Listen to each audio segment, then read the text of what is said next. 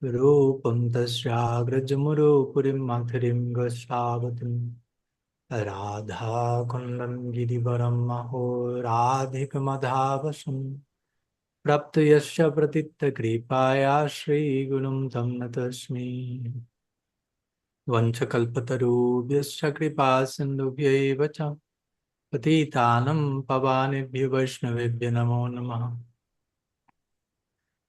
Vande Shri Krishna Chaitanya Nityananda Sahodito Godadai Pushpavanta Chitra Sangrutamodudam Rasagana Mohana Murti Vichitra Keli Mahotsavolasitam Radha Charana Viloditam Ruchirasekandam Harim Vande Vrindavaneshwari Tavaiva Padara Vindam Imamritaikamakarandara Sogapurnam Hridyarpitam madhupate smaratāpamogram nirvāpayat paramashītalamashayāmi. Sastyastu vishvasyakalo prasīdatam yayantu bhutani shivan mitodhya. Manashtabhadram bhajatāda dokshaye abhishyatam no matirapiya haituki. Shri Sachinandan Gaur Hari ki jai, Shri Harinam Prabhu ki jai. Shri Shri Gaur Gadadhar Ji ki jai, Radha Mohan, Radha Govinda Dev, Radha Gopinath Ji ki jai, Gaur Bhakta Vrinda ki jai, Gaur Preman, Hari Hari Bol.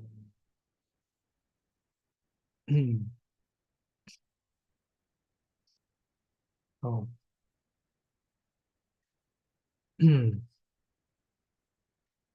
Welcome to all of you. Pranam from Sri Udupi. So, very happy to be with all of you in Satsang again.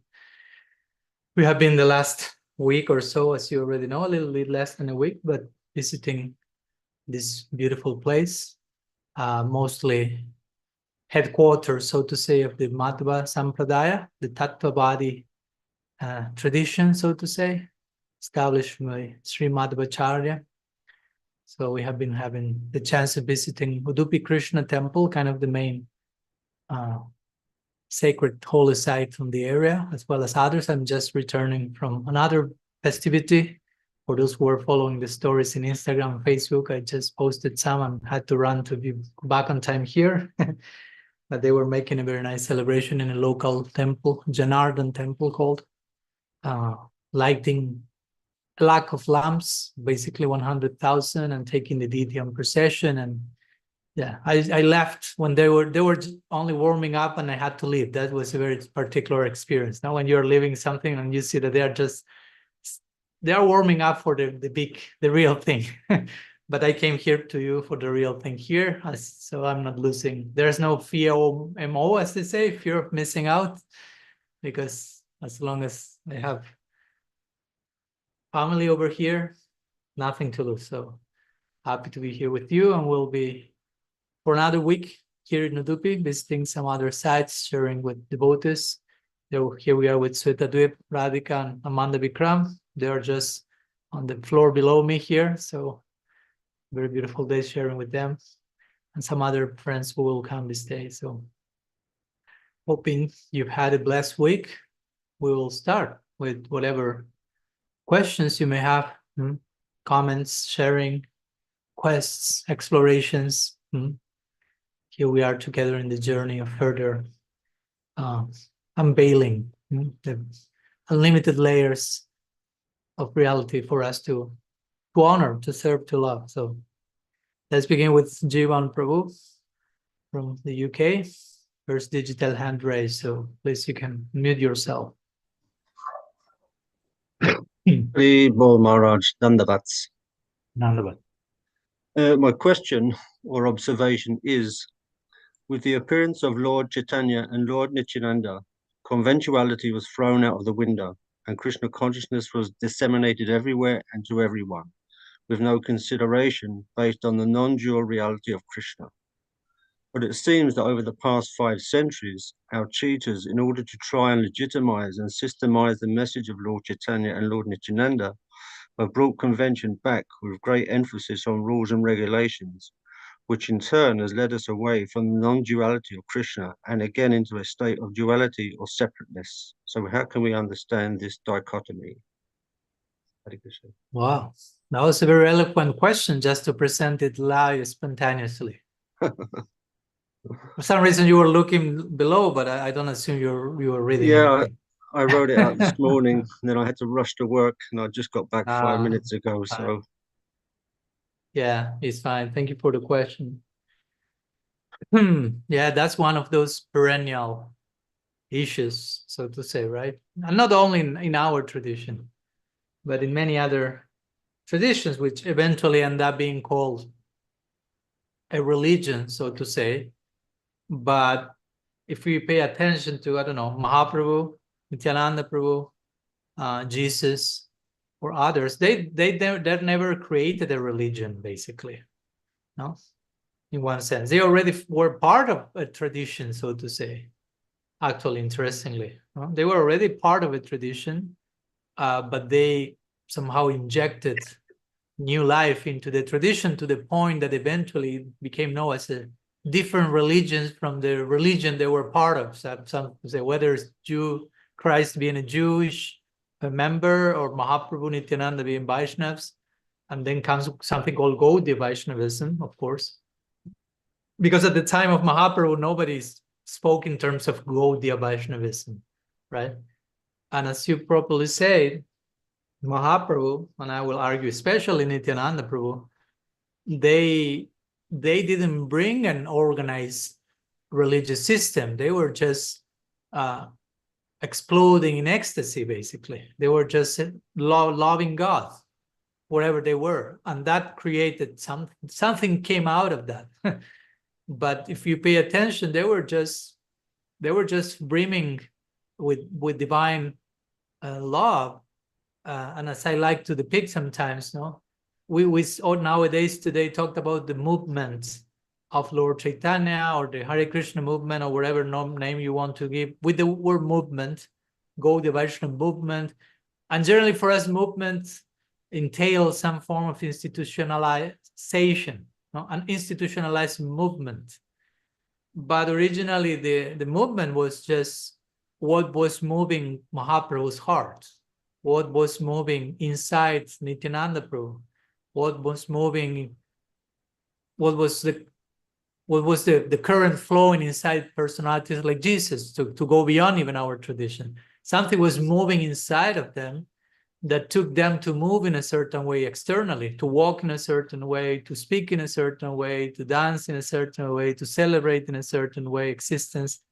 So the inner movement took to an outer movement, and eventually that movement moved other hearts, and all those moved hearts eventually ended up building a movement in the form of an institution, which I'm not criticizing that. I'm just saying how the sequence of movements, how one movement takes to another movement. So we have nothing against institutionalization. And of course, with that come rules, regulations, formalities, structures, committees, hierarchies, and lots of stuff. So that's kind of the byproduct of the or the original movement, what was moving Mahaprabhu's heart, Nityananda Prabhu's heart. But the point is that whatever comes in the name of a movement should never bypass or should never neglect the inner movement that began it all, so to say.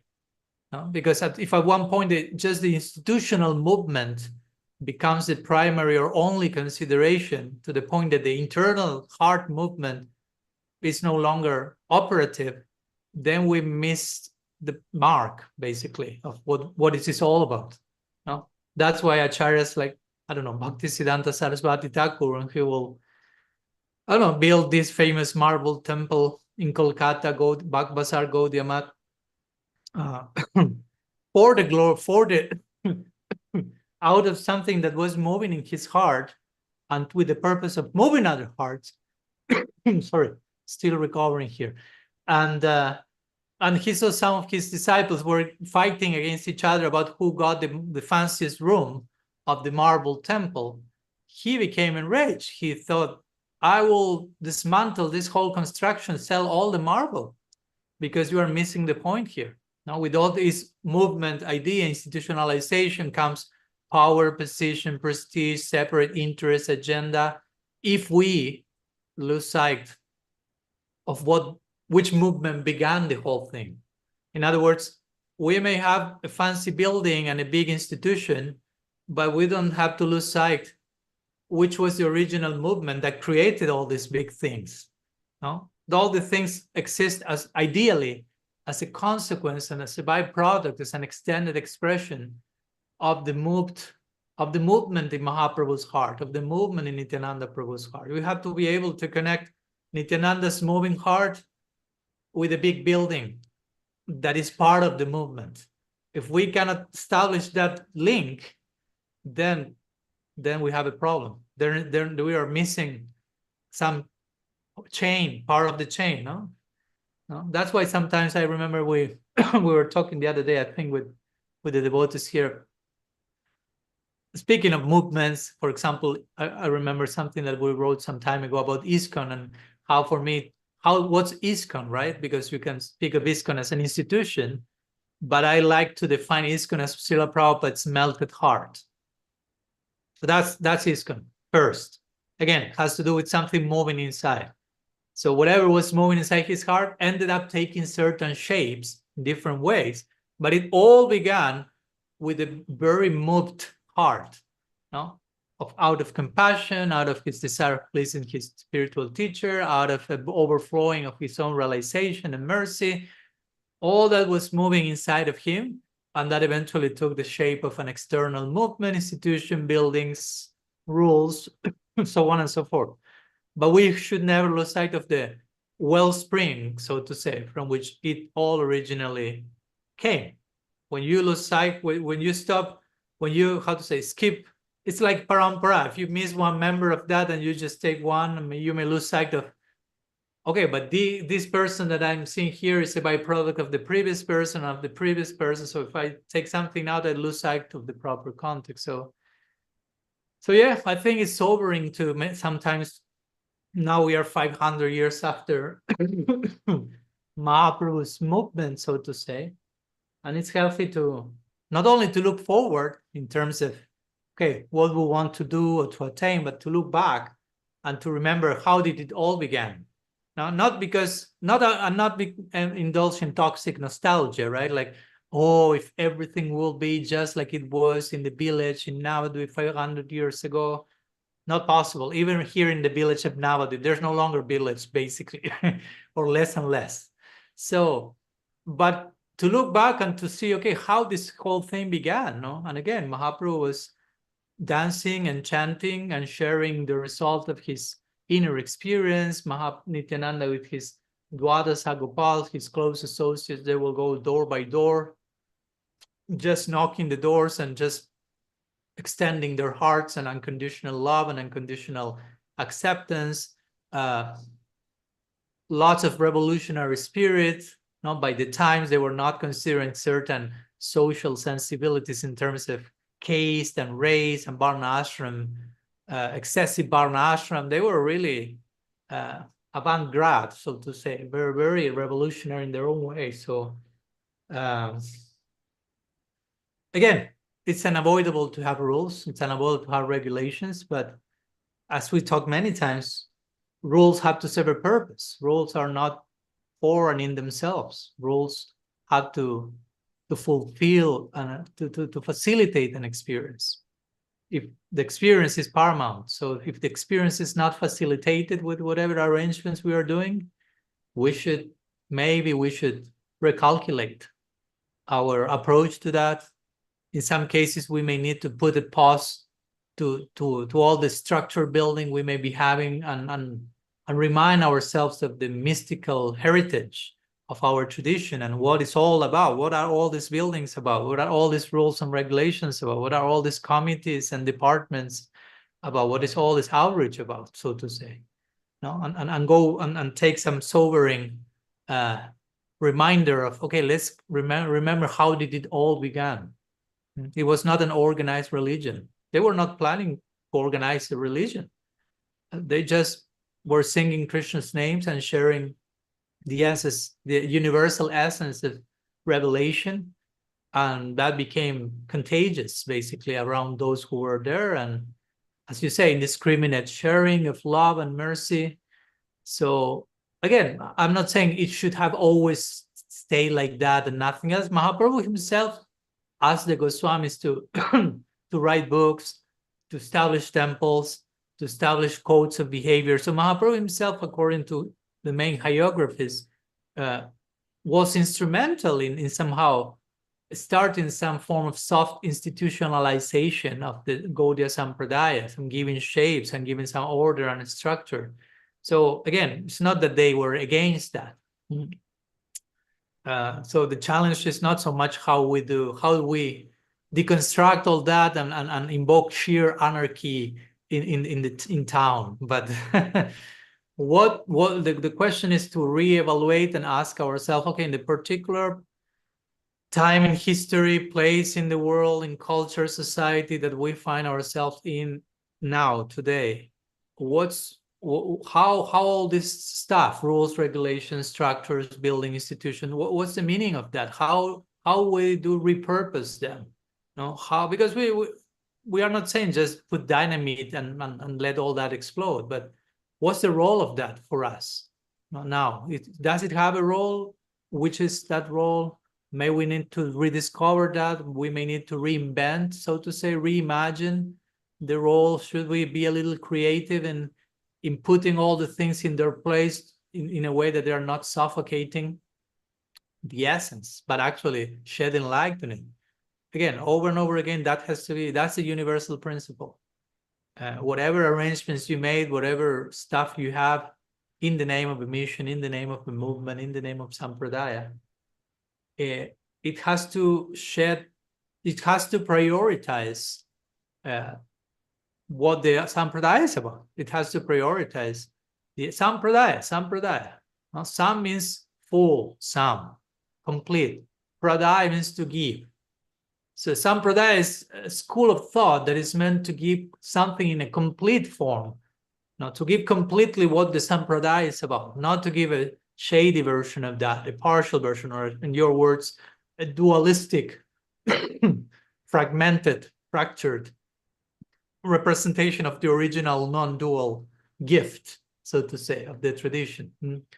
So yeah, it's the daily quest, the daily adventure, the daily journey, the daily struggle, even in ourselves, how to remain a member, an active member of the Gaudiya Sampradaya. Active doesn't mean just I'm giving my teething, you say teething, my weekly donation to the temple. I'm an active member. I'm going to the Sunday feast. I'm an active member.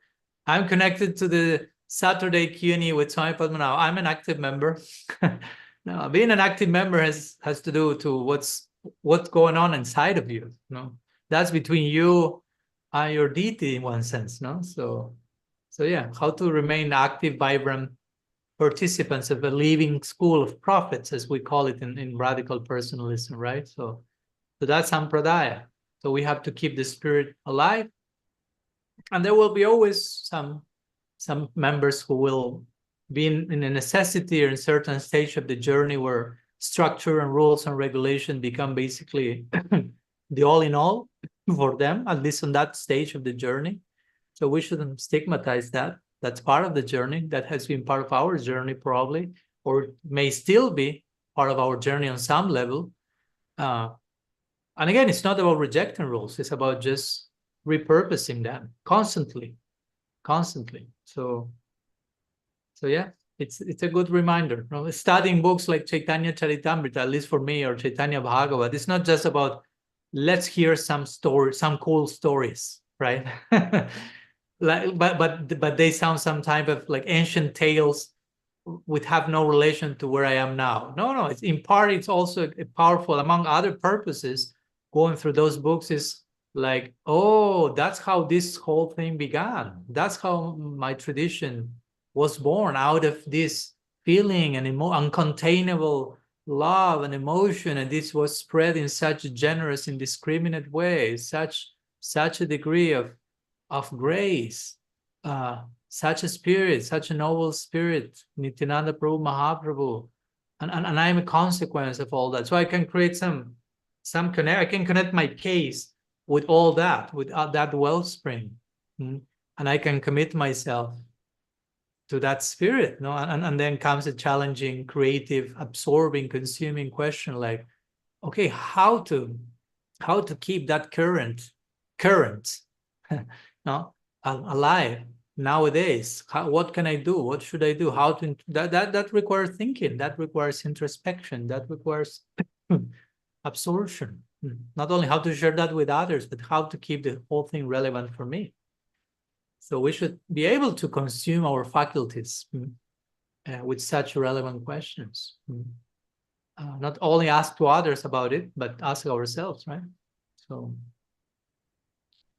yeah, it's always sobering to study, so to say, the roots of our tradition, of our school.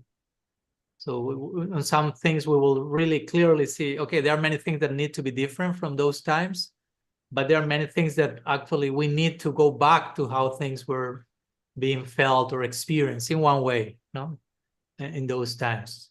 So yeah, those are some thoughts. Of course, there are more, but there are a few other raised hands. What do you think, Jivan? Yes, You have thank you some. very much, Maharaj. But You're right. Thank you for your input, Maharaj. That's fantastic. But I'm asking for your input. What do you think? Oh yes, yes. As long as we keep the essence, then the other things are just sort of, I suppose, part of the journey. But it's the essence that we need to focus on rather than all the stuff that's around us too much. Yeah, yeah. Thank you. Thank you, Maharaj. Yeah, and again, it's a question to continue reflecting on a daily basis. Okay, thank you so much. Next raised hand, Texas, Gayatri. Texas. Here we are. First Gayatri, then Texas. Sorry, All I don't want good. to rebaptize you or something. Your name is not Texas. Your name is Gayatri from Texas. From Texas. All good. Pranams, Maharaj. I hope you're having a blast on your trip here. So wonderful to be with Sweta Dweep and others as well too. That's really heartwarming to me. I have a quick question today about the word transcendent or transcendence. Just been doing some reading this last week and contemplating the same. It feels to me like a word that could be defined in a way that is impersonal, that separates the spiritual from the material. So I'm just having a hard time kind of anchoring it into like a potential goal of our practice, our sadhana.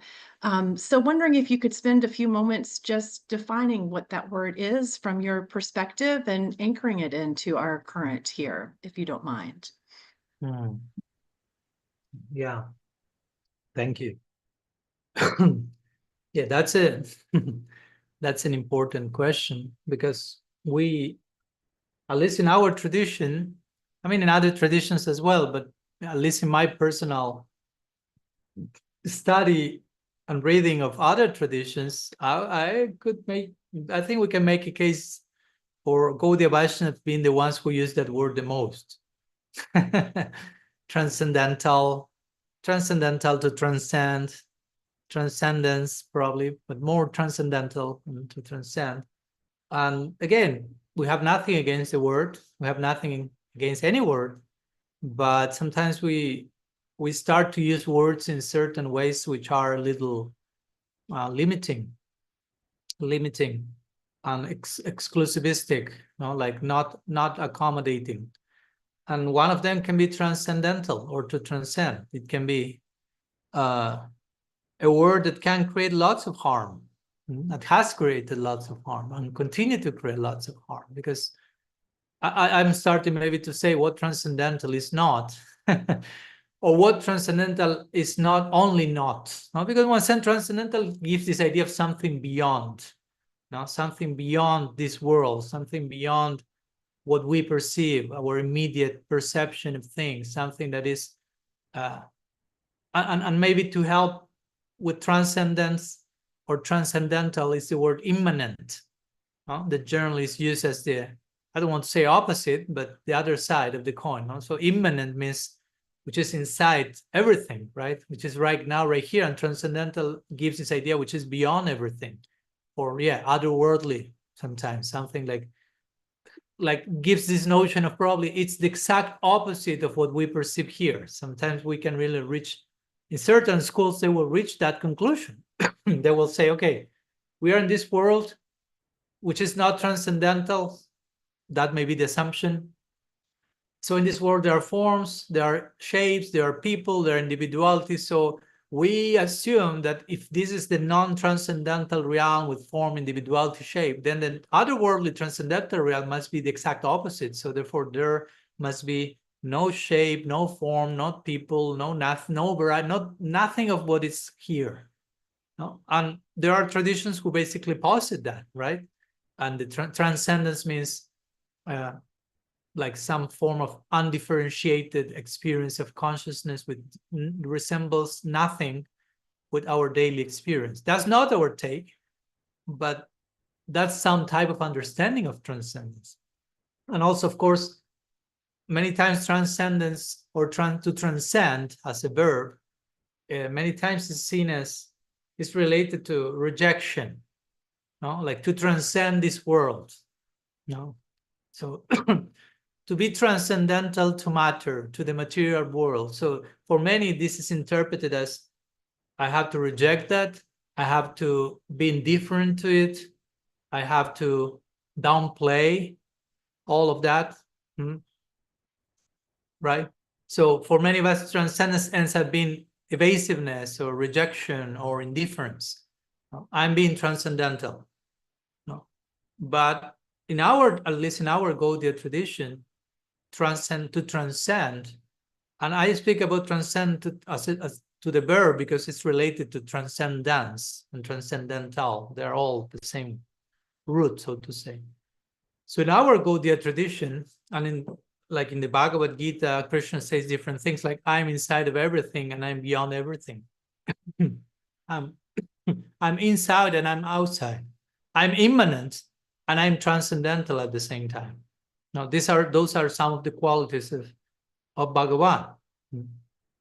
So he's in everything, as we say, he's in everything, everything is in him. At the same time, he's not dependent on everything, right? He, in other words, we could make a case for transcendentalists. Okay, God exists. His existence does not depend on matter, so to say. So to put it that way, like if you talk about the sun and the rays, okay, the rays are grounded in the sun, but the sun is not dependent on the rays, so to say. Now, if hypothetically speaking, you take out one ray, you could say, which you cannot do, but anyhow, it's just an example, like God, the sun is like the source of everything. So in that sense, sometimes the word transcendental is used. No, he's beyond. His existence is independent. Everything is basically dependent on him. So, but in our Gaudiya tradition, again, to transcend, it's not so much related to escape, no? Because if not, many times we end up conceiving our tradition as, sometimes we say, like an evacuation plan into the afterlife. No? We think of, okay, the goal of bhakti is to leave this world, to transcend samsara, no? Which means I have to go somewhere else, not here, and not return here. But that's not our practice. That's not our goal. Bhakti derides mukti. That's one of the main teachings of the Srimad Bhagavatam. No? The main character of the Bhagavatam, in one sense, is Shukadev Goswami, and he was a Brahmavadi. He was absorbed in the bliss of Brahman. And the whole point of the Bhagavatam is such a person, which in one sense was beyond this world, heard about bhakti and rejected Brahman, rejected the notion of liberation, and become attracted to Harikatha and so on. So bhakti is about mukti. That's one of the main points of the Bhagavatam. So my point is that for us, to be transcendental doesn't mean to go anywhere, doesn't mean to reject anything. It means to see the presence of the divine in everything. So that's also the interesting thing, between the interesting dynamic between immanence and transcendence. No? Because as much as, in one sense, as much as I'm able to see God's presence everywhere, and everywhere means right here, right now, in one sense, that in itself constitutes a transcendental experience. You follow my point? As much as I can become aware of God's immanence, of God's omnipresence, put it that way, that in itself is a transcendental experience. That's an epiphany. That's a spiritual revelation. No, so in one sense, transcendence and immanence are not like entirely separated. No, you cannot separate those two. That's why our philosophy is a Achintya Veda Ved. You always have to be able to navigate this oneness and difference. No, like immanent and transcendent, not entirely immanent, not entirely transcendent. No, changeless and ever dynamic. One and different again, and it's not entirely one, and it's not entirely the other. The moment you start to go too much into one direction, you are losing sight of the other direction. The moment you emphasize too much difference, you lose sight of the unity, underlying unity. The moment you overemphasize underlying unity, you lose sight of the difference. So we have to be able to dance gracefully between these two. So the same applies with immanence and transcendence. No, God is both, and by properly relating to one, you have an experience of the other, because they are not entirely separate. So, and interestingly, that's again what the Bhagavatam describes. It says the most elevated devotee, the Dutam Bhagavata, is he who or she who, or those who are able to see Krishna in everything and everything in Krishna. So that's a very an experience that requires immediacy, that it starts here and now. And again, that speaks about the most transcendental devotee. So transcendence doesn't mean that I'm walking on earth, like floating in a bubble of ether and cannot relate to anything here. I mean, just like, I don't want to touch matter because I'm very transcendental and I don't want to have anything to do with this world. At least that's not our version of transcendence from the Gaudiya Vaishnava perspective, but it's basically learn to relate to everything with God in the center, basically acknowledging their connectedness with the divine. So that includes immanence, includes a consideration of God's omnipresence and omnirelatedness with everything. And from there, you can have transcendence. You can go beyond the immediacy of that experience with whatever sense object, and you are seeing that sense object for what it is, no? From the bigger picture in connection to its source. Here, Jugal Kishore is commenting something in this connection. Wouldn't you say also that transcendence implies going beyond social norms and traditions, not seeing the human plane as the all-in-all? I think transcendentalists, I think you want to say, movement of Thoreau and Emerson were reacting against the Darwinist material reductionism of the 19th century science. Well, there's a lot there. Regarding social norms and tradition, yeah, again, it's a word, transcendence. How that's applied in particular frameworks and times and circumstances, that may differ. So yeah, we can also talk about transcending social norms and tradition, which many times transcending them, again, doesn't mean rejecting them. Many times transcending them means actually understanding them for what they actually are, and transcending the, so to say, the popular understanding or application of them, and remaining loyal to their actually to the actual law. No? Like Jesus was that he said, no, I'm not bringing anything new here. I'm not creating a new law. I'm just like reestablishing the spirit of the law. So in one sense, it may be seen as a transcendence. Sometimes that's seen as a transgression. No. And regarding the transcendentalist movement, Thoreau, Emerson, reacting against Darwinist material reduction, that's a lot there. And also, there's a lot to say about Darwinian evolutionary theory not being necessarily reductionistic. Actually, of course, many people relate one thing to the other, right? But if one study, and I've been writing a little bit about that in my third book, and recently going through that, that's why it's also quite fresh in my mind. But the very outcome of the very background of Darwinist evolutionary theory is connected with other authors, which were quite connected with the divine. And we're not proposing something like, I don't know, consciousness is a byproduct of the brain or stuff like that, what we know nowadays, in the name of Darwinism. So again, just clarifying that detail.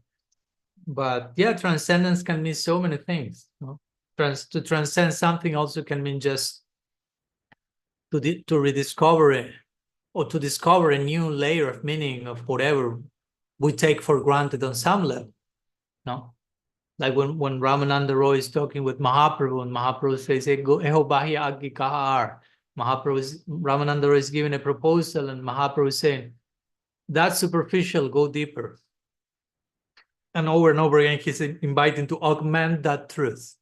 It's a way of saying transcend. No, like you reach that layer, go for another one. No? Progress. Another word of speaking about progress. Now we can use the word transcending in terms of progress. Srila Maharaj will describe progress as embracing a higher conception and letting go of a lower conception. And that has to be done on a daily basis, many times per day, ideally.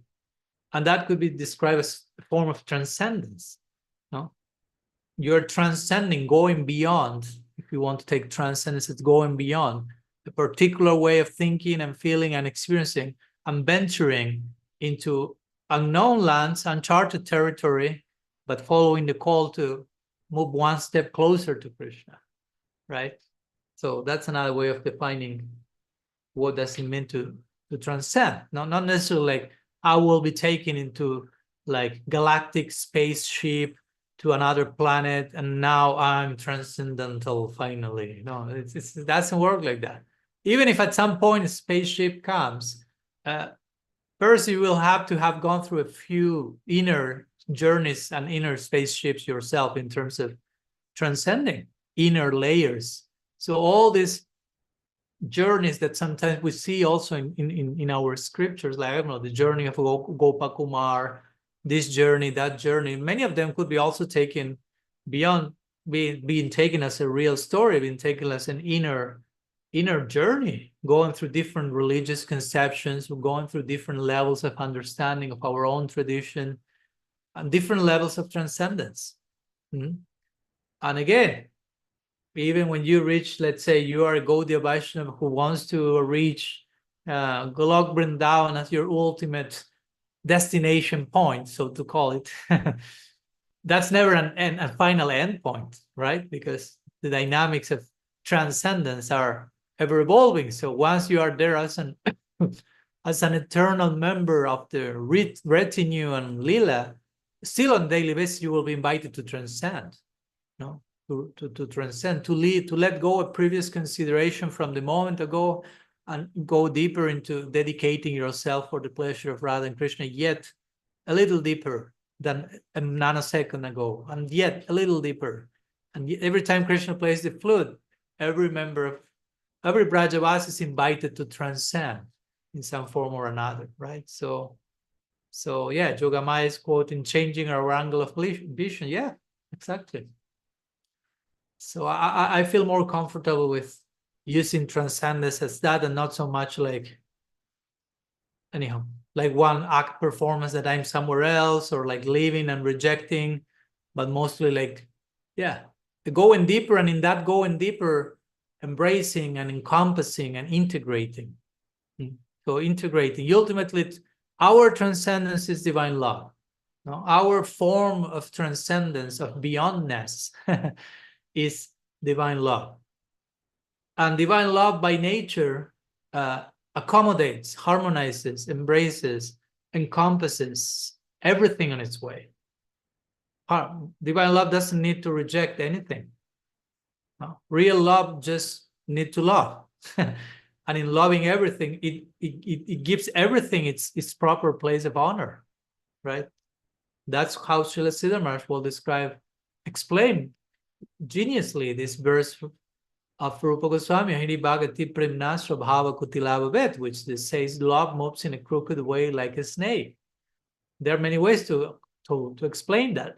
I mean, the immediate way of that is love is unpredictable, so it moves in a crooked way, in zigzag. You cannot know what's its next movement, and sometimes in divine love, Sri Radha will get angry with Krishna because the verse appears in that context, and sometimes her man or her anger will be hetu or ahetu. It will have a cause, it may have no cause whatsoever.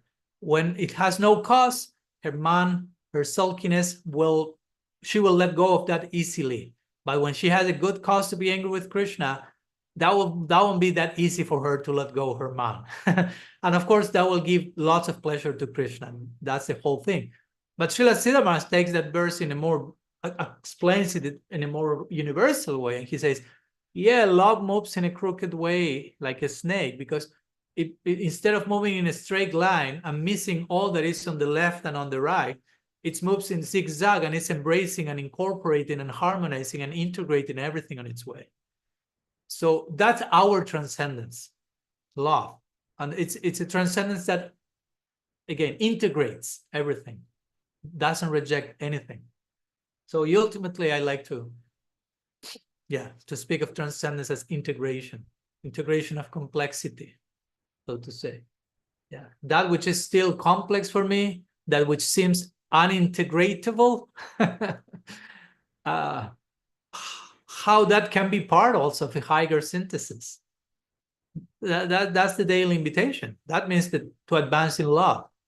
Advance in love, I'm developing more capacity to integrate, to harmonize, to accommodate.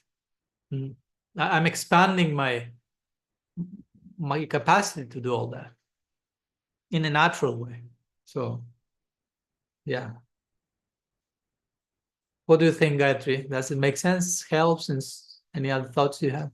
I love it and hope that all of Texas does as well too. Very helpful. Thank you so much. It seems that transformation would also be an inherent part of this process as well too, but I appreciate the nuances and anchoring it into this context. Very, very helpful for me today. Thank you. Thank you. Yeah. Yeah.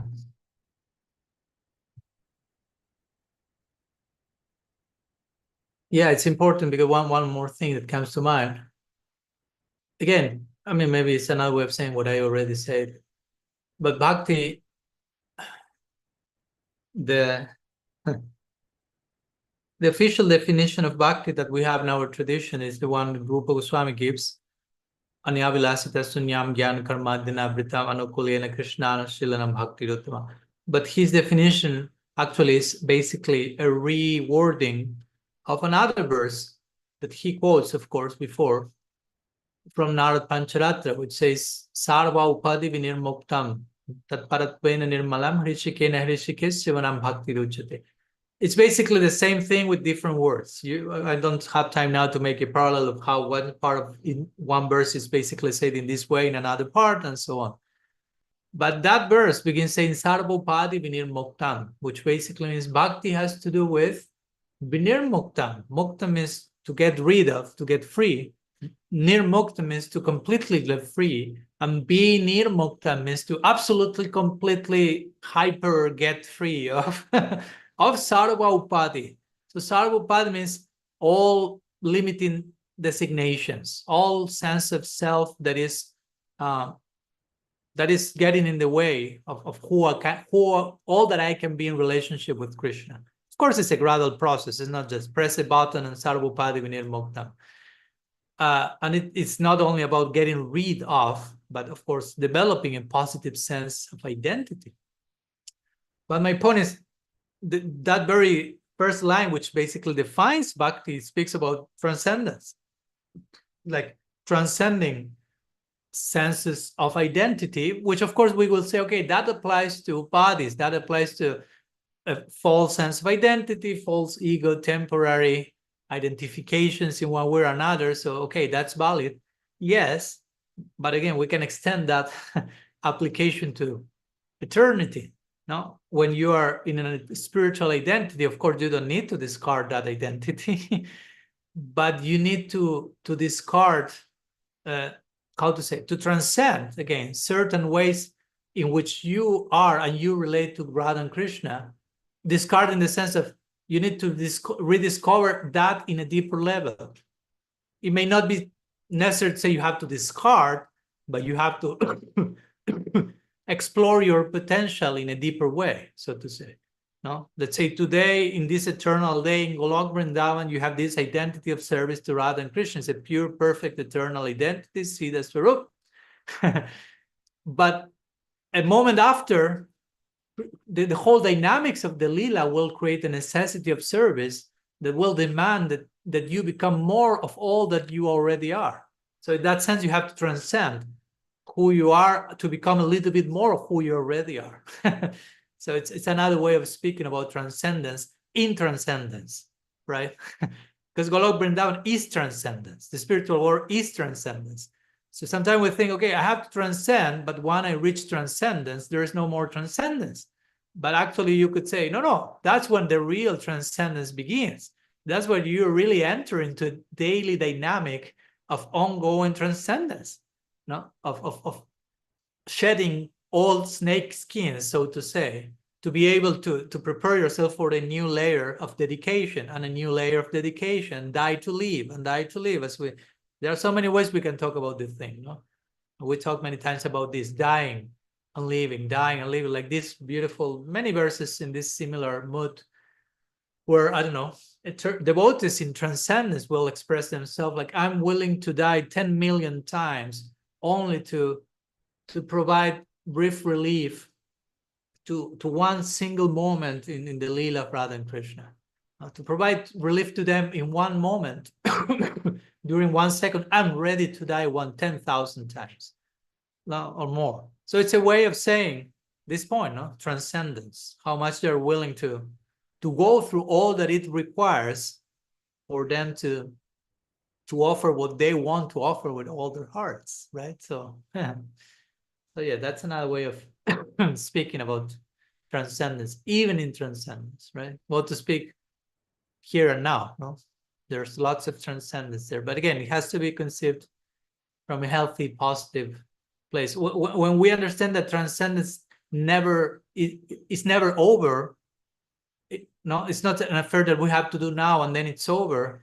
When we understand this an ongoing affair for eternity, then it brings us back to the present moment and we realize, okay, no, it starts here and now and it continues tomorrow and it continues forever. So it's not something that I do here and it starts at one point, but it's an ongoing affair.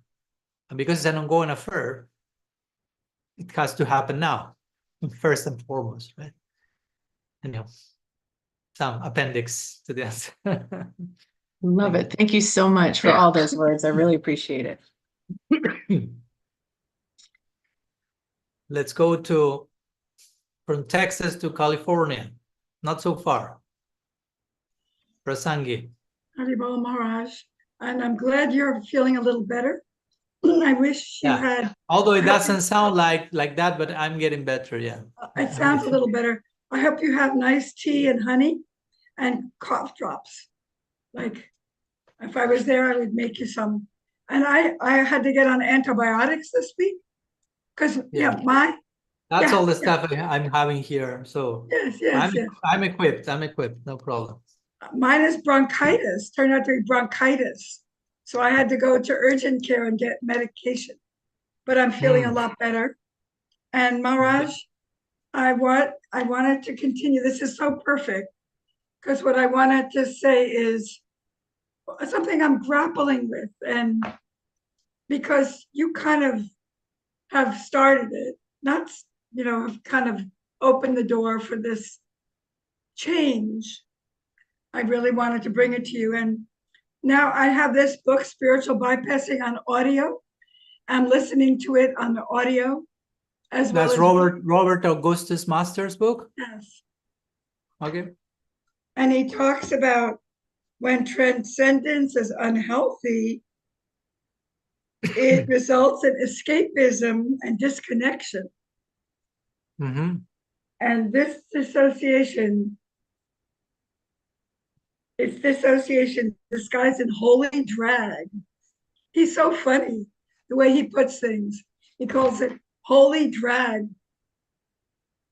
It's like a disconnect and rejection of parts of ourselves instead of getting in touch with them and opening up to heal them. We try to cover up and transcend, and doesn't work. So my question is, so I have had this paradigm for 50 years of my purpose on earth is to insert Krishna everywhere. To what? To what? To insert Krishna. Insert, but he's already inserted everywhere. I know. Listen, He's immanent. I know. But this is in my own framework of my own being. And now I don't know how to meet the moment exactly. Because, he's talking about, and you are also feeling the fullness each moment, meeting it in a honest way, like even not having blind compassion, thinking, oh, everybody's doing the best they can. And, I know one example, someone does something to me, a spiritual teacher does something to me, and I think, oh, he's showing me he does something bad, right? As teacher, oh, he's just showing me something that I need to learn. Instead of identifying this person did something terrible, I take it on as my karma or something, that there's something for me to learn instead of seeing it as some offense, some abuse. So I'm grappling with how to be in my life now with everything that comes at me every day. How do you meet the moment without spiritually bypassing?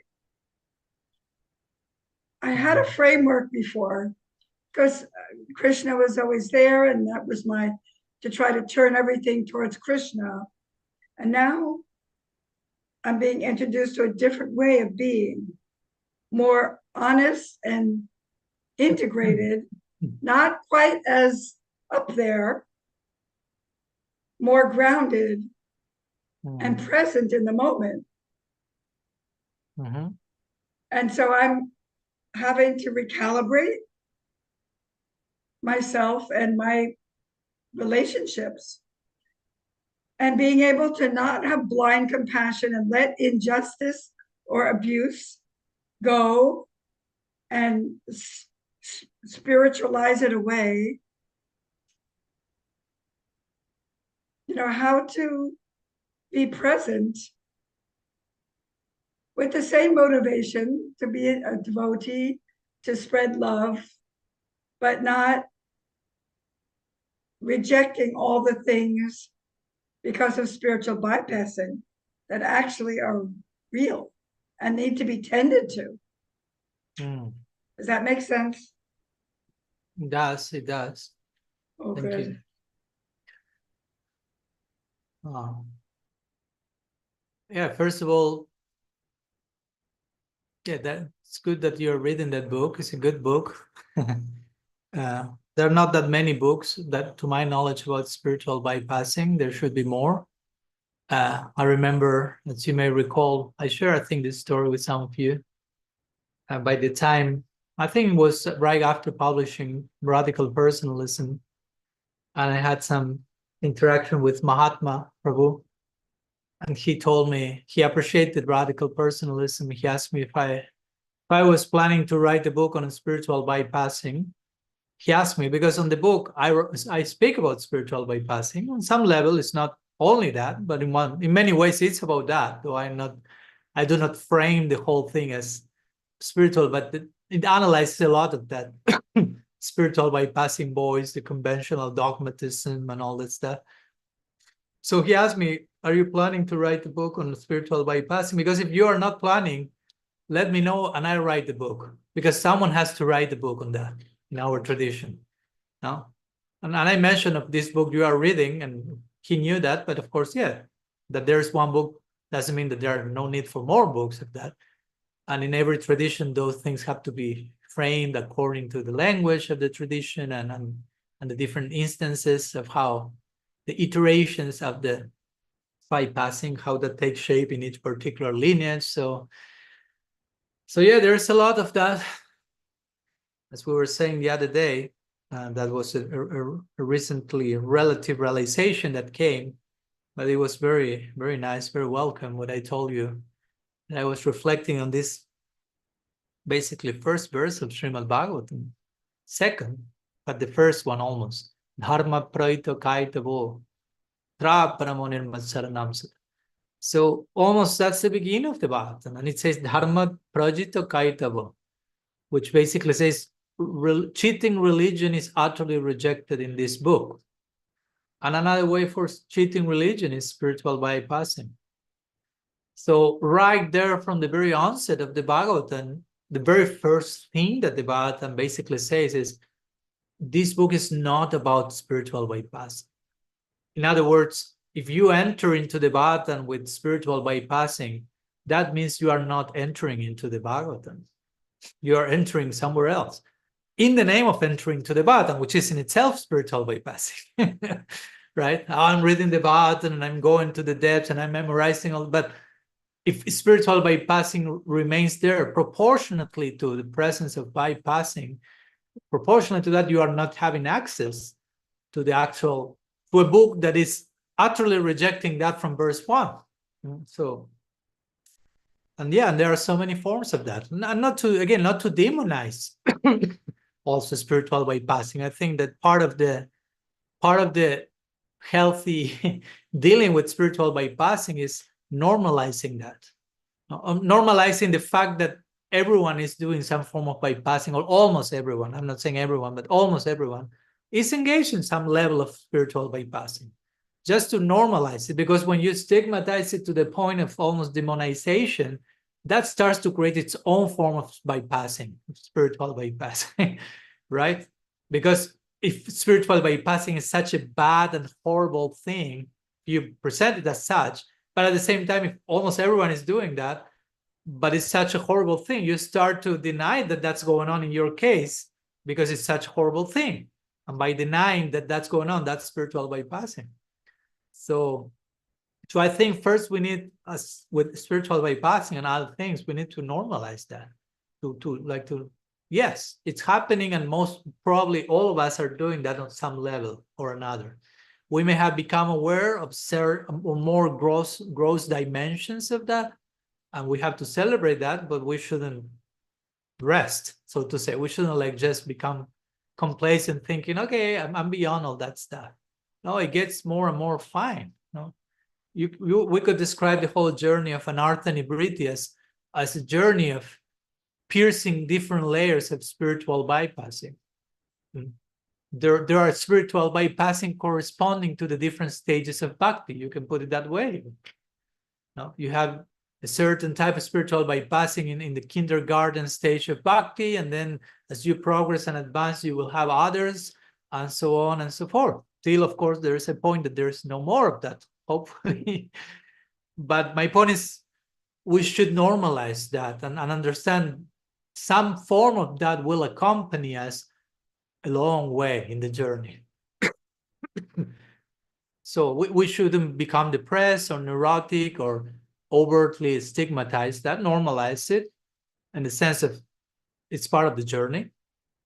And on that foundation of acceptance and self-compassion and compassion to others, we can address the reality of spiritual bypassing, not like if we are approaching like a monster that no, but okay, accepting it, understanding from a broader picture. This is part of the journey. This is not the end goal, so to say. This is not the ideal scenario, but it's a scenario that in which I will be for some time. So I need to coexist with that in a healthy way and work on that.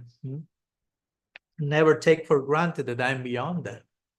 So I think that's very important, because it sounds simple, but it's very basic and foundational. If we don't do that, and we overreact to our spiritual bypassing, to others' spiritual bypassing, the overreaction in itself is a form of spiritual bypassing. Because spiritual bypassing has a lot to do with relating to things in unrealistic ways. Whether you are utterly denying them, but I will say also, if you are over expanding them, that's a form of bypass also. Like if I make some situation bigger than what it is, over stigmatized, over demonized, you are not dealing with the situation for what the situation is. So it's a form of escapism. Follow my point? If I try to diminish the whole situation, it's not that thing is going on. That's a form of escapism. But if I take the same situation and make it bigger of what it is, and create a monster, gigantic monster where there is not, that's another form of escapism, because I'm escaping, confronting the situation exactly for what the situation is. So I'm distorting what's there, whether it's by making it bigger or by making it smaller. Two sides of the same coin. No, like sometimes we speak about being a sahaja, not only means that you want to rush into something very high without having the qualification, but also being a sahaja means that you are being invited to go to a higher stage, but you are not going. And you stay in kindergarten when you are ready for high school, so to say. It's another form of the same thing. In both cases, you are not acknowledging where you are at present. You are not accepting who you are. You want to be higher than where you are, or you want to insist to remain in a lower position than where you should be. So both are forms, two sides of the same coin of escapism or spiritual bypassing. So this will be the same. No, by underestimating or overestimating a particular situation of bypassing, whether in us or others, that's in itself bypassing. That's a way of missing the mark and not dealing with the situation for what it is. Evasiveness, escapism. For some reason, we have a big problem of relating to reality for what it is. I don't know. It seems like it's not enough. No, and again, that speaks about our lack of vision. No, my lack of vision doesn't allow me to relate with reality for what it is and know that it's enough. I need to make it less or more, but what it is, no, it doesn't seem enough. I'm not okay relating with things for what they are. I have to over-augment them, even if they are horrible and terrible. So I always remember when Prabhupada published his Bhagavad Gita it is, but the implication is everything should be as it is, not only the Bhagavad Gita. So you have to relate to your own inner landscape for as it is. Do not make it bigger from what it is. Do not make it smaller from what it is. It's what it is. And that's not easy. That's not easy because we tend to make those things smaller or bigger. Generally, we don't go for what they are. We generally, again, make them smaller, almost invisible, or make them bigger to the point of absolutely bewildering and overwhelming. And neither of them is the actual thing, the real thing. So gradually, we have to grow in learning to relate to people, to situations, to reality, to our inner landscape, for what it is. No, not more, not less. Exactly what it is. Contacting reality as reality. If I'm, again, making it smaller or bigger, that's a distortion. That's my own projection. It's not what it is. No? So it's a gradual, of course, a gradual process. But, but the more we can relate to that, for example, if it happens with someone else, you are relating to a person, like the sample you gave, Rasangi. You're relating to someone and there is an abusive situation there. So you mentioned very good. You say, okay, some form of spiritual bypassing will be to over spiritualize that situation and say, no, actually that person is an agent of Krishna who has been sent directly for me to learn a lesson. And again, I'm not saying that Krishna's presence and influence is not there or any situation and there's no lesson to learn. But that doesn't mean that I have to be naive or stupid and allow myself to be traumatized or abused and not use my criteria. Sorry. So yeah, we don't need to over ornament, so to say, a situation. If we are in proper contact with reality, there's no need to over ornament anything because there's always enough input and content coming in any given situation. Even a traumatizing situation of abuse. I mean, I speak from my personal experience. I will say in those moments, the greatest input and content and revelation and gift were coming. But I'm not saying by that, like, okay, therefore I will stay in that situation as much as I can. No, I'm not saying that. But that doesn't discount that so much is coming in that particular situation, like in any other situation. So spiritual bypassing, yeah, will be I'm over romanticizing the whole thing, and there's no need to that.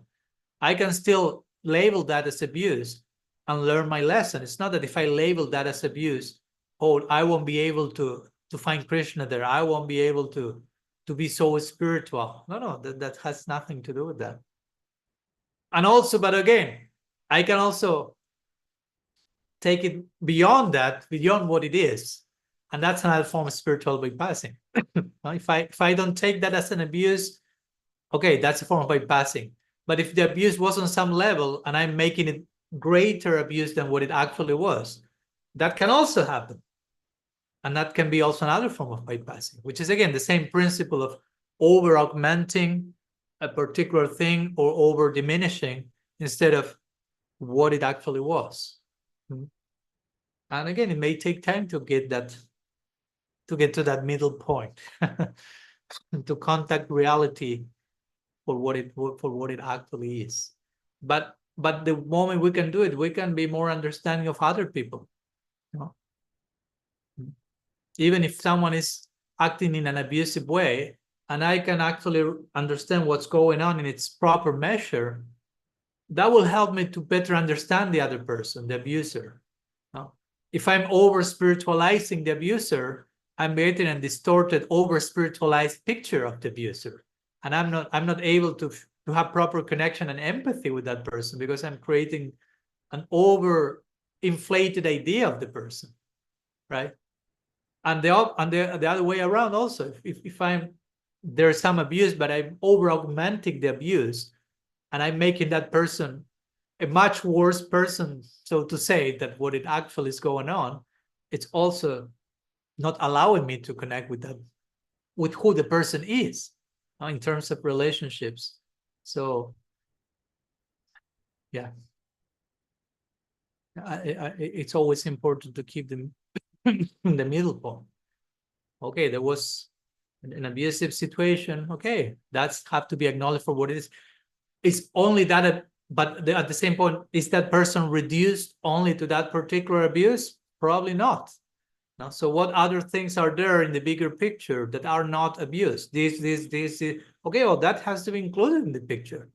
Now, all that has to be included in the picture.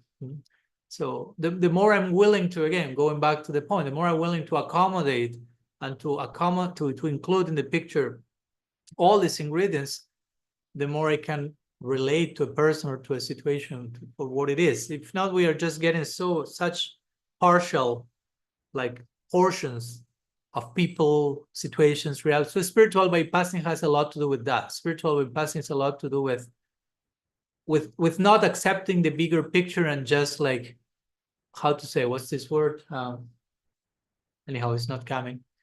But just taking thing out of context and just taking one part of the whole thing. So spiritual bypassing basically is the unwillingness to relate to the bigger picture, right? And an insistence of relating with one frame of the whole movie, so to say, and concluding about people or persons or ourselves based on that one frame, instead of allowing the bigger frame, the bigger picture, the whole movie to show itself and accommodate everything in context. Okay, there was abuse, but there was not abuse here, and this was abuse. So how to put everything in context? Can be exhausting to do all that, but it's important work also. Maharaj, I think what I'm talking about too is, so our concept of what's spiritual and what isn't. So many of us were taught anger is not a spiritual emotion. And when you're angry, you're not being spiritual. Not So necessarily. I know. So this is something that also needs And the attention. opposite, right? That's right. You can be nice or compassionate, quote unquote, but that can be spiritual bypassing. Yes. So again, that's why, as the Mahabharata will say so many times, of course, Mahabharata is a text about Dharma, and Dharma is not just one thing, right? And the Mahabharata makes that clear. Mahabharata makes the clear, okay, this whole book is about Dharma, but Dharma is not so easy to ascertain. So what's to do, what's not to do, what's virtue, what's not virtue. The moment you say, oh, virtue is to be nice and non-virtue is to be angry, and then comes all these multiple scenarios with being anger can be virtuous or cannot be. So Mahabharata in so many verses say that thing that gives lots of considerations, which at the end of the verse you are like, okay, so what's Dharma then? I'm confused. Because we are expecting, like, okay, tell me what it is. It's doing this and not doing that. And Mahabharata will say, no, it's not like, it's way more nuanced than that. Now it starts to speak about occasions where lying is virtuous, and goes to all the things that we generally think of, that's very bad. But in certain situations and contexts and intention, that's the opposite. So it requires so much sensitivity, so much, again, criterion. I mean, Prabhupada say, I want you to become independently thoughtful people. So that means also to develop this type of sensitivity, like the Bhagavatam mentions, Deshakala Vibhagavit. One must become a knower of time, place, and circumstance. We always use this word, right? Time, place, and circumstance. But that's not the term to use to not think, but actually on the opposite. You have to become an expert of discerning on time, place, and thing, what to do at any given time, place, and circumstance. What's virtuous at one time, place, and circumstance? The exact same thing may be the opposite at another time, place, and circumstance. And many times we are very simplistic and very reductionistic, like, come on, tell me the formula, what to do, what not to do, and that's it. But life is way more complex than that. Reality doesn't operate on those simplistic patterns. So there are no easy answers. No, spiritual bypassing is, I want easy answers. Spiritual bypassing means many times, give me the formula so I don't have to think. So in the very question, you have the problem, right? With your question, you are looking for a solution, but the question is in itself is the problem. So yeah, we have to grow, to mature, to develop our perception, and develop and become equipped. Again, as they say, it's not so much what to think, but how to think. So when you learn how to think, that's how a guru should instruct a disciple, and how everyone should grow into. When you learn how to think, you know how to think. And how to think means you are considering the time, place, and circumstance of that particular situation, and you know how to think. So you know what's virtue or not, what's dharma or not at that particular situation. And then you know the next situation, I may have to apply another criterion because it's another situation, it's another person. So yeah, in the beginning, of course, we need easy formulas. We want the magical whatever sutra, and we feel very justified, right? Like very self-righteous, and like I know the answers to all questions. And then you need to be initiated by life and get thrown a few times into the unknown, and realize that you have no clue what to do with your life in many situations, that you try to follow the formula, and the formula is not working. No, it worked till you went thrown into the liminal space, and then you realized, okay, now I need to discover another formula.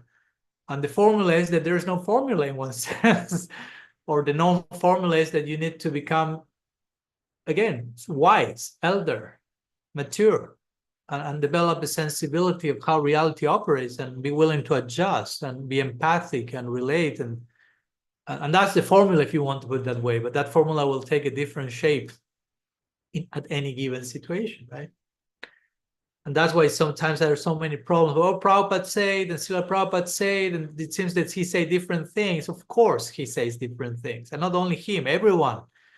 Because Desha Kala Vibhagavi, time, place, and circumstance, that's in constant flow. I mean, time changes so much. Study the quality of the time now and 50 years ago. It's another Satya Yuga and Dwapara Yuga. It's another era completely. Time, place, circumstance, everything changes so much so quickly. So if we try to just craft one packaged formula forever, that's recipe for lots of problems. Let's put it mildly that way. And that's spiritual bypassing, basically, to be in denial of the need of a constant fluid criterion to apply in connection to reality, and insist on fixed, static, conclusive answers that can have to be applicable to every single situation. That's absolute spiritual bypassing. Again, and I'm not saying that to stigmatize anyone, to point at anyone. It's just what it is. During some stage, we may not realize that. It's okay. But there is a stage when we must realize that, because if not, we become public danger, basically. In the name of religion, with a sacred book at hand, if you don't know what to do with that, I mean, you can be the next dictator of the planet or something. So we have lots of potential in both directions, ever evolving potential, ever devolving potential. So we have to be very humbled and sobered by that. Yeah. Okay. Thank you. Thank you so much, Rasangi. I just want to say, I love how you connect it all back to Krishna consciousness, right? Bring it all back to the verses. I'm so appreciative of that, the balance of that. It's very special and valuable. Thank you. We are trying our best, or maybe not even our best, but hopefully we're trying our best. Thank you. Okay, so we'll stop here for today before turning to our breakout rooms. Sriman Mahaprabhu ki jai, Shri Harinam Sankirtan ki jai, Gaur Bhakta Vrinda ki jai.